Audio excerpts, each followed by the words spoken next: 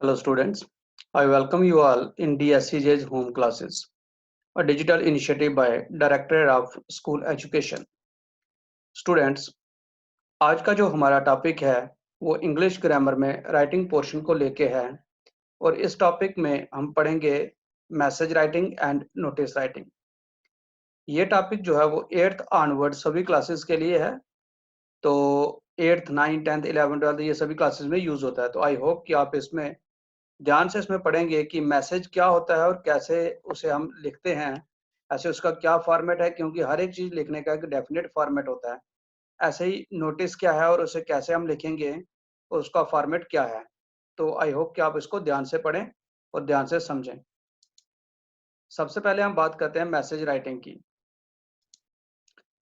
Message क्या है? Message is a short piece of information that is written for someone to whom you are unable to speak for some reason। मतलब कि message जैसे हम किसी को कहते हैं कि भाई मेरा ये मैसेज उसको दे देना। अब मैसेज किसी को देना, इसका मतलब क्या है कि आप उसे डायरेक्टली बात नहीं कर पाए, आप अपनी बात किसी के थ्रू उसे भेज रहे हो। ऐसे ही मैसेज राइटिंग कि आप मान लो कि घर पे बैठे हुए हो और आपको कहीं बाहर जाना पड़ा अचानक काम से, आप जिस और घर पे आप मम्मा या पापा को आप मैसेज नहीं दे पा रहे हो, वो फोन उनका रीचेबल नहीं है या किसी भी वजह से उनसे बात नहीं कर पा रहे हो, तो आप क्या करते हो कि मैसेज जो है वो उनके नाम पे, मदर के या फादर के नाम पे या एल्डर घर पे कोई भी हो, किसी के भी नाम पे आप क्या करते हैं, मैसेज उसको लिख के छोड़ के चले जाते हैं। तो वो मैसेज जो है वो एक शॉर्ट पीस इंफॉर्मेशन कि आप कहाँ जा रहे हैं, क्यों जा रहे हैं और कब तक वापस आना है, वो जो शॉर्ट पीस है इंफॉर्मेशन का, उसे हम क्या कहते हैं, मैसेज। तो इसमें हम क्या करेंगे कि एक अपना कम्युनिकेट करते हैं, कोई चीज वेरी इंपॉर्टेंट कोई चीज हो या अपनी कोई इंस्ट्रक्शन किसी अर्जेंट काम की हो, तो वो जनरली हम किसी को वो इंस्ट्रक्शन जो है वो देते हैं। तो वो इंस्ट्रक्शन देना या वो इंस्ट्रक्शन लिखना, that is a message writing. कई बार मैसेज जो है वो हम टेलीफोन के थ्रू भी पास ऑन करते हैं। If the person for whom the message is meant is not available, then someone else receives the message and conveys it to the concerned person by writing it। जैसे मान लो कि आपको आपके पापा के ऑफिस से फोन आता है और पापा घर पे नहीं है, आप उनसे जो है ऑफिस से वो मैसेज ले लेते हैं और फिर आपको मान लो कि कहीं पे जाना पड़ता है, तो आपको वो मैसेज पापा को भी देना है, तब आप फ़ोन नहीं कर पा रहे हो, तो आप मैसेज क्या करोगे, वो टेलीफ़ोनिकली कन्वर्सेशन जो आपकी और आप पापा के ऑफिस में हुई थी, आपने वो मैसेज जो था वो एक पेज पे लिखा और आप वो लेके पापा के नाम पे उसको छोड़ के चले जाते हो। तो इस तरह से मैसेज जो है वो थ्रू टेलीफ़ोन भी हो सकता है या थ्रू जो है वो एक डायरेक्ट राइटिंग के थ्रू या हम किसी कम्युनिकेशन के थ्रू हम उसे दे सकते हैं। तो इसलिए आपको जब कोई भी मैसेज लिखना हो, तो उसके लिए कुछ डेफिनेट पॉइंट्स होते हैं। तो वो पॉइंट्स क्या हैं जब आपको मैसेज लिखना है? तो एक नंबर 1 कि message must be enclosed in a box, कि मैसेज जो है एक मैसेज बॉक्स में ही होना चाहिए। दूसरा, message can be written as an informal और ए फॉर्मल टोन। हम इनफॉर्मल या फॉर्मल नोट दोनों में लिख सकते हैं, लेकिन यूजुअली हम उसे क्या करते हैं, इनफॉर्मल वे में लिखते हैं। इनफॉर्मल हो गया जो अनऑफिशियल या फ्रेंडली, और फॉर्मल होता है ऑफिशियल, ऐसे फॉर्मल लेटर्स या इनफॉर्मल लेटर्स भी आप लोगों ने पढ़ी होंगी। Number 3, a message does not need an address, कि आपकी जो मैसेज लिख रहा है उसको अपना एड्रेस उस पर लिखने की जरूरत नहीं है। Number 4, the key points are to be very brief and precise, कि जो भी आपने बात मैसेज है सिर्फ आपने वही पॉइंट वहां पे लिखना है, इसके अलावा अननेसेसरली बातें वो वहां पे नहीं लिखनी है। Word limit should be 50 words. दूसरी बात की जो है वो आपने क्या ध्यान रखनी है कि वर्ड लिमिट्स का, कि अननेसेसरली बहुत सारे वर्ड्स नहीं लिखने हैं। वर्ड लिमिट जो है वो 50 वर्ड्स तक ही आपने लिखना है, मैक्सिमम ज्यादा वर्ड्स वहां पे नहीं लिखने हैं, क्योंकि आपको टू द पॉइंट बात लिखनी है। And it should be written in proper format, कि उसका एक प्रॉपर फॉर्मेट होगा, एक प्रॉपर वे में लिखना है। अन्य यानी कि एक जो हम कहें कि जिग जैग मैनर में नहीं होना चाहिए, प्रॉपर वे में होना चाहिए। तो हम देखते हैं कि उसका प्रॉपर फॉर्मेट क्या है। तो इसका एक प्रॉपर फॉर्मेट है, वो ये आ गया आपका मैसेज का प्रॉपर फॉर्मेट। सबसे ऊपर टॉप में आपने मैसेज लिखना है और मैसेज जो है वो बोल्ड और कैपिटल लेटर में लिखना है, ताकि आसानी से किसी को समझ में आ जाए कि वो एक मैसेज है। फिर उसके नीचे लेफ्ट साइड पे आपने डेट लिखनी है और उसके नीचे टाइम। आप डेट के सामने टाइम भी लिख सकते हैं, डेट के नीचे टाइम भी लिख सकते हैं, लेकिन डेट और टाइम दोनों मेंशन करना बहुत जरूरी है, ताकि जो मैसेज पढ़ने वाले को पता चले कि वो कब का मैसेज है और कितने बजे का मैसेज है, ताकि उसी हिसाब से वो अपने आप को जो है वो उसका रिप्लाई करेगा। फिर डेट और टाइम के बाद आपने एक लाइन जो है वो ब्लैंक छोड़नी है। फिर आप गया एड्रेसी और रिसीवर, कि जिसके नाम पे आप मैसेज लिख रहे हो। अगर आप पापा के नाम पे मैसेज लिख रहे हो तो फादर मदर जो भी होगा आप उसको वो एड्रेस आपने लिखना है। जो अपने फ्रेंड के लिख रहे हो तो फ्रेंड का नाम, तो उसका आपने नाम लिखना है जिसके लिए मैसेज लिखा जा रहा है। देन बॉडी, मतलब बॉडी में आ गया कि जो भी आपका मैसेज का कंटेंट है, to the point, precise, brief, irrelevant material वहां पे नहीं लिखना है। फिर उसके बाद एक लाइन आपने ब्लैंक छोड़नी है, और ब्लैंक लाइन छोड़ने के बाद आपने अपना नाम, मतलब उस इंसान का नाम जो वो मैसेज लिख रहा है, एड्रेस ही ऊपर आ गया जिसके नाम पे मैसेज लिखना है, और फिर जो आदमी मैसेज लिख रहा है। तो ये एक प्रॉपर फॉर्मेट है, इसी फॉर्मेट जो है वो आपने मैसेज लिखना है। ये एक मार्किंग स्कीम है कि अगर 5 मार्क्स का मैसेज है तो इस तरह से मार्किंग स्कीम डिवाइड की होती है, मार्क्स डिवाइड किए होते हैं। जरूरी नहीं है कि आपको इतने इतने मार्क्स का, योग कहने का मतलब यहाँ पे ये है कि हर चीज के मार्क्स होते हैं, डेट टाइम के, बॉडी के, सिग्नेचर के, अपना नाम लिखने के, हर चीज के मार्क्स होते हैं। तो इसलिए आपने प्रॉपर फॉर्मेट में हर चीज को लिखना है। अब यहाँ पे एक एग्जांपल दी हुई है एक मैसेज की, किसे यू आर अनीता और Anish, you stay in a hostel and share a room with Mita or Manish. If you are Anita, then you are sharing room with Mita, and if you are Anish, then you are sharing room with Manish. Both are your classmates. You have been detected with viral fever and some other complications. For this reason, you have to be admitted in a hospital immediately. Draft a message telling your roommate why and where you are going, and that you will be back in 7 days. Also request him her to submit your maths notebook for checking. कि आप अनीता हो और आप अपनी roommate मीता के साथ रहते हो, या फिर आप अनीश हो, अपने रूममेट मनीष के साथ आप रहते हो, तो आपको अचानक फीवर आ गया और आपको हॉस्पिटल में एडमिट होना पड़ रहा है, तो आप 6-7 दिन के लिए वहां पे एडमिट रहोगे। तो आपने मैसेज लेके जाना है अपने फ्रेंड के नाम पे कि आप जो है क्यों जा रहे हो, और साथ में कि आपने उसे ये भी कहना है कि मेरी मैथ्स की नोटबुक जो है वो आप वहाँ पे टीचर से चेक करवा लें। तो इसका आंसर आ गया कि आपने टॉप में ऊपर आ गया मैसेज बोल्ड लेटर में, कैपिटल लेटर में, देन डेट एंड टाइम, कि जब आप डेट, जिस दिन मैसेज लिख रहे हो, जिस समय आप मैसेज लेके जा रहे हो। फिर आ गया जिसके नाम पे मैसेज, एक लाइन स्पेस हमने छोड़ दी, एक ब्लैंक लाइन। फिर आ गया जिसके नाम पे हमने मैसेज लिखा है, if you are Anita and writing your message to Mita, कि आप मीता के नाम पे मैसेज छोड़ के जा रहे हो, तो इसलिए मीता का नाम आ गया। फिर आ गया मैसेज, इसमें आपने क्या लिखा है कि आप हॉस्पिटल जा रहे हो, 7 दिन के लिए एडमिट हो गए, और आपने नोटबुक चेक करवानी। ये नहीं कि मैं कहाँ गया था, कैसे बीमार हो गया, क्या क्या मैंने खाया था, वो इररिलेवेंट बातें नहीं लिखनी है। तो I am going to the hospital as I have been detected with viral fever and some other complication. I will be admitted in the hospital for 7 days। Please submit my maths notebook for checking. तो ये आ गया कि आपका क्या message था, and then leave a line, leave a space, और फिर उसके बाद आपका आ गया जो भी मैसेज आदमी लिख रहा है, जैसे अनीता यहाँ पे मैसेज लिख रही है। तो ये आ गया एक डायरेक्ट वे में। दूसरा तरीका होता है टेलीफोनिक कन्वर्सेशन। अब जैसे अभी आपको, जैसे मैं आपको पहले भी एग्जांपल दे रहा था कि you Rajat received a phone call from your father's office in his absence and have the following conversation with the speaker.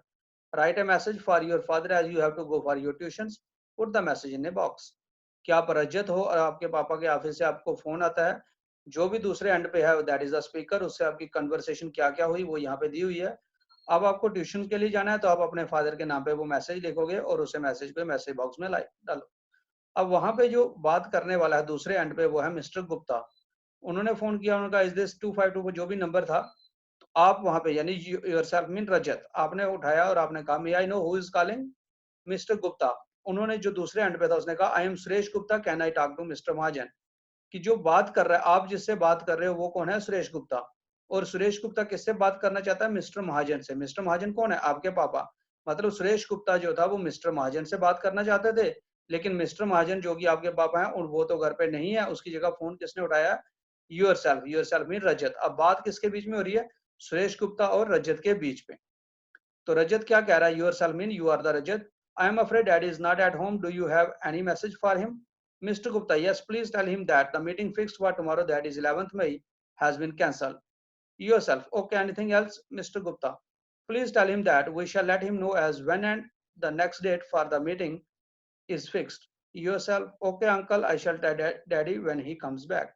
मतलब आपकी और मिस्टर गुप्ता की बात हो रही है। अब आपको ट्यूशन जाना है तो आपने मैसेज किसके नाम पे लिख के जाना है, अपने पापा के नाम पे। तो पापा के लिए आप मिस्टर महाजन तो लिखोगे नहीं, आप क्या लिखोगे, डैडी या फादर। तो मैसेज आ गया बोल्ड कैपिटल लेटर में, देन डेट एंड टाइम, फिर एक लाइन हमने छोड़ दी एज पर फॉर्मेट, फिर daddy mister Gupta from your office. अब फ्रॉम योर ऑफिस क्यों लिखा है? क्योंकि मिस्टर गुप्ता और भी बहुत सारे उनके फ्रेंड हो सकते हैं, इसलिए फ्रॉम योर ऑफिस, क्योंकि एक रेलेवेंट इन्फॉर्मेशन है ताकि उनको पता चल जाए कि ऑफिस का ही फोन था।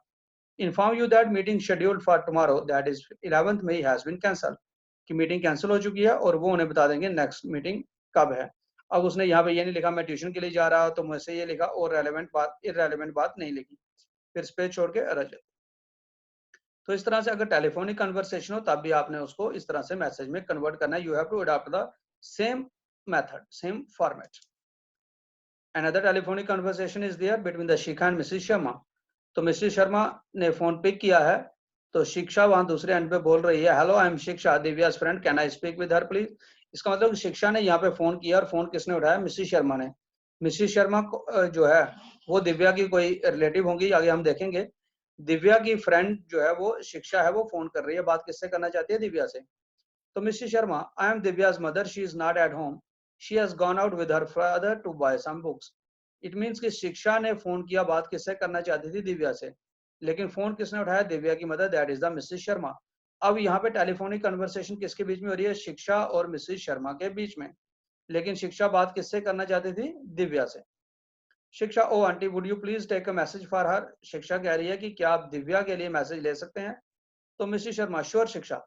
शिक्षा अब क्या बोल रही है? Okay, I had borrowed a novel from her and I was to return it by the end of this week, but it seems I would finish it only by next week, so I will return the novel then. I am sure she would understand. अब शिक्षा ने कहा कि जो novel उसने लिया था वो इस हफ्ते वापस लौटाना था, लेकिन वो खत्म नहीं कर पाई, उसको पढ़ नहीं पाई, इसलिए वो उसे अगले हफ्ते लौटाएगी। तो Mrs Sharma, yeah that's okay, I will give your message to her. अब मिसेस शर्मा कह रहे हैं कि मैं तुम्हारा मैसेज उसे दे दूंगी, मतलब मिसेस शर्मा को मैसेज, मिसेस शर्मा अब किसे मैसेज देंगी? दिव्या को। Shiksha, thanks you so much aunty, bye. Mrs Sharma, bye. अब Mrs Sharma was going out herself, she wrote the following message. अब मिसेस शर्मा को भी बाहर कहीं जाना पड़ रहा है, अब वो मैसेज लिख के छोड़ के जाएंगी। तो लिखने वाला मैसेज कौन लिख रहा है? मिसेस शर्मा। किसके लिए लिख रही है? दिव्या के लिए। तो मिसेस शर्मा कौन है? दिव्या की मदर। तो ये आ गया मैसेज का फॉर्मेट, मैसेज, डेट, टाइम, फिर आ गया दिव्या, एक लाइन हमने स्पेस छोड़ दी। Shiksha called to inform you that she would be able to return the novel she had borrowed from you only next week instead of the end of this very week। Relevant information की वो तुम्हारा novel जो इस हफ्ते लौटाना था वो अगले हफ्ते लौटाएगी, और एक लाइन और फिर आ गया मॉम। तो इस तरह से ये मैसेज का फॉर्मेट है जो आपने अडॉप्ट करना है और मैसेज लिखने हैं। तो मैंने आपको 2-3 एग्जांपल से ये समझा दिया, आई होप कि आपको क्लियर हो गया होगा। तो जो भी मैसेज होगा उसके कुछ एक एसेंशियल फीचर्स हैं, एक इंपॉर्टेंट फीचर्स हैं जो उसमें होने चाहिए। एक तो short piece of information using an informal tone, कि छोटा इंफॉर्मेशन होना चाहिए, टू द पॉइंट होना चाहिए, और इसमें डेट एंड टाइम ये दोनों होना चाहिए। तीसरी बात, जिस पर्सन के लिए लिख रहे हो और जो पर्सन लिख रहा है, क्योंकि डेट और टाइम दोनों इंपॉर्टेंट है ताकि पर्सन को पता चले कि ये मैसेज कब का था और लिखने वाला कौन है और किसको ये मैसेज लिखा जा रहा है। तो these are the some essential features which a good message must contain। तो ये हो गया आपका मैसेज राइटिंग। तो आई होप कि आपको मैसेज राइटिंग या उसका फॉर्मेट जो है वो क्लियर हो गया होगा। अब इसके बाद हम नेक्स्ट टॉपिक करेंगे, that is the notice writing. अब नोटिस राइटिंग क्या है कि इसमें आप लोग देखते हो कि जब एक इंसान ने अपनी बात बहुत सारे को समझानी बतानी हो, जैसे स्कूल में है, प्रिंसिपल ने अपनी बात हर बच्चे तक पहुंचानी है, तो वो हर एक बच्चे को जाके अनाउंस नहीं करेगा। जहाँ वहाँ पे असेंबली, या तो उसके दो तरीके हैं कि वो असेंबली में अनाउंस करे, और हो सकता है असेंबली में हर बच्चा ना पहुंच पाए, कुछ एबसेंट हो।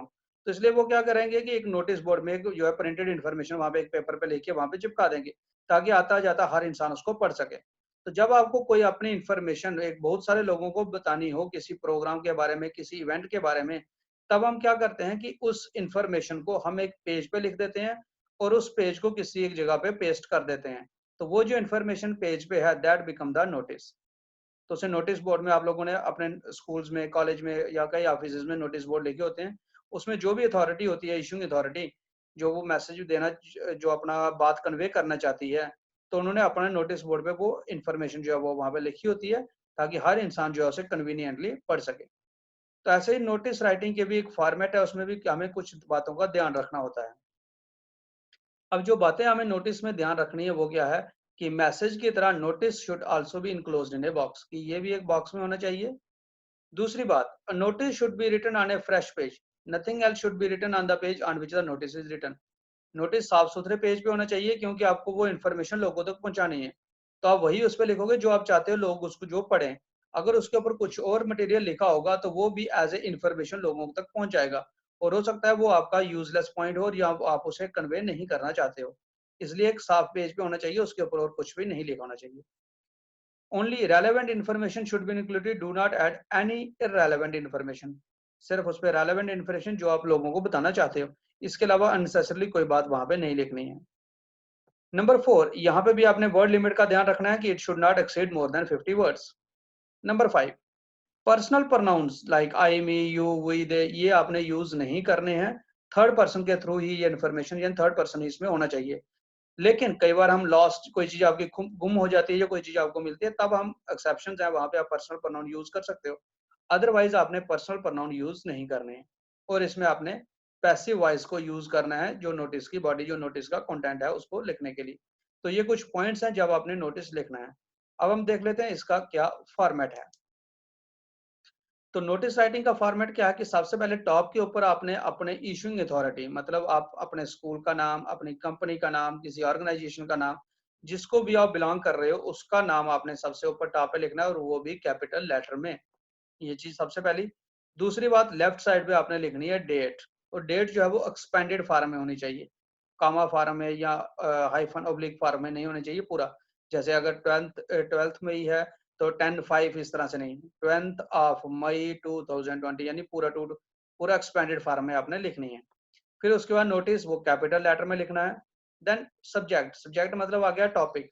तो टॉपिक जो है वो आपका एक अच्छा अट्रैक्टिव टॉपिक, आपकी हेडिंग होनी चाहिए कि जो टॉपिक हेडिंग पढ़ते ही पता चल जाए कि उसमें क्या मटेरियल हो सकता है। इररेलेवेंट या जो हम कहें कि बेकार की हेडिंग नहीं उस पर लगानी है। एक कैची और बोल्ड टॉपिक होनी चाहिए ताकि वो अट्रैक्टिव टॉपिक हो, ताकि आपका उस टॉपिक को देखे आगे वाले जो पढ़ने वाला इंसान है उसका मन करे कि वो आगे उसको पढ़े। देन बॉडी ऑफ नोटिस, कि नोटिस जो है उस पे आपने क्या लिखना है कि नोटिस क्यों लिख रहे हो, अगर कोई इवेंट है उसका डेट, टाइम, वेन्यू, वो सारी इंफॉर्मेशन जो है वो उसमें होनी चाहिए। और फिर लास्ट में आपने अपना साइन और नाम लिखना है, और साथ में ब्रैकेट में अपनी डेजिग्नेशन, जो भी आदमी जो नोटिस वो लिख रहा है। तो ये एक फॉर्मेट है जो आपने नोटिस लिखते वक्त आपने फॉलो अप करना है। अब जैसे अगेन इसमें भी आपको जैसे मैसेज की तरह बताया था कि हर एक चीज के अपने अपने मार्क्स हैं। तो यहाँ पे नोटिस के डेट लिखने के, हेडिंग लिखने के, कंटेंट के, नाम ऊपर लिखने के, सिग्नेचर के, हर एक चीज के अपने अपने मार्क्स होते हैं। तो इसलिए आपने प्रॉपर पैटर्न जो है वो फॉलो करना है। अब कुछ एग्जांपल्स हैं जो आपको, जिसके थ्रू आपको मैं बता रहा हूँ कि नोटिस कैसे लिखा जाता है। अब जैसे आपको कोई चीज आपकी खो गई हो या कोई चीज आपको मिली हो, तो उसके लिए नोटिस जो है वो किस तरह से लिखना है। Suppose you are Rajesh Rajni of class 9, Rajesh हो या रजनी हो 9th क्लास के। You have lost your library book which was issued to you in the playground, which was issued to you in the playground, कि आपने अपनी लाइब्रेरी बुक जो है वो प्लेग्राउंड में गुम कर दी हुई है। Draft and notice for the school notice board informing the students about it, आपने उसमें नोटिस लिखना है कि आपकी लाइब्रेरी बुक जो थी वो प्लेग्राउंड में गुम हो गई है, तो उसके लिए आप एक नोटिस लिख रहे हो। तो अगेन सबसे पहले ऊपर जो है आपने इशूइंग अथॉरिटी, मतलब आप जिस स्कूल को बिलोंग करे उसका नाम आ गया कैपिटल लेटर में, फिर आ गया नोटिस, देन डेट, और ये आ गया टॉपिक। हेडिंग जो थी वो क्या, लॉस्ट लॉस्ट लॉस्ट, ये 3 बार लिखा और विद साइन ऑफ एक्सक्लेमेशन, ताकि कोई इसको पढ़े तो उसको पता चल जाएगा यहाँ से कि कोई चीज गुम हुई है किसी की। तो यहाँ पे all the students are informed that I have lost my NCERT maths book issued from school library, it bears library stamp and has a blue cover on it, if found please return to the undersigned। तो ये students के लिए है, सभी के लिए, कि मेरी एक लाइब्रेरी की बुक है जो मैथ्स की बुक है वो गुम हो गई है, उसके ऊपर स्टैम्प भी है, उस पर ब्लू कवर है, तो जिस किसी को भी मिले वो अंडरसाइंड, अंडरसाइंड मतलब जिसका नीचे नाम लिखा हुआ उसको पहुंचा दे, राजेश 9th ए। तो इस तरह से जो लास्ट या फाउंड का कोई नोटिस होगा वो आपने इस पैटर्न में लिखना है। इसके अलावा अगर कोई इवेंट्स हैं या कंपटीशन है तो अब आपका नोटिस का फॉर्मेट वही है, तो अब आपने जो है उसको भी किस तरह से लिखना है उसकी एक एग्जांपल देख लेते हैं। You are Megha Gupta or Mehul Gupta. If you are Megha Gupta, then head girl, Mehul Gupta is head boy of the Delhi Public School, Jaipur. Draft a notice informing the students of class 6 to 12th about a workshop on table manners and etiquettes to be held in the school premises. Give all the necessary detail. कि आपका एक table manners और etiquettes के ऊपर एक आपने workshop रखी हुई है, तो एज ए हेड गर्ल या हेड बॉय आपने नोटिस ड्राफ्ट करना है स्टूडेंट्स के लिए 6 to 12th। तो वो नोटिस आप किस तरह से ड्राफ्ट करोगे।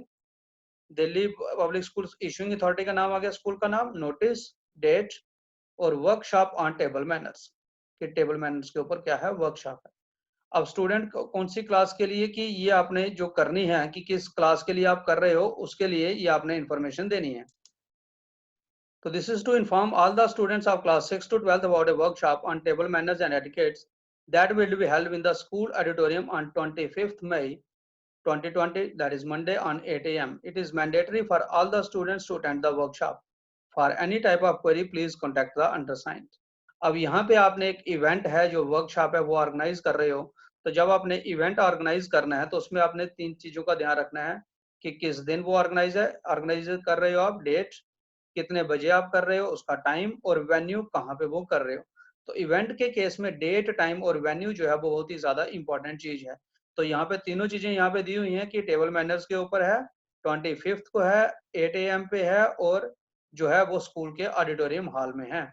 इसके अलावा आप ये लाइन एंड में लिख सकते हो कि किसी को कोई क्वेरी है, इन केस कोई आप इन्फॉर्मेशन चाहते हो तो अंडरसाइंड को कांटेक्ट कर सकते हो, that is Megha Gupta, head girl. तो ये आपका कोई इवेंट का होगा तो वो किस तरह से आपने लिखना है।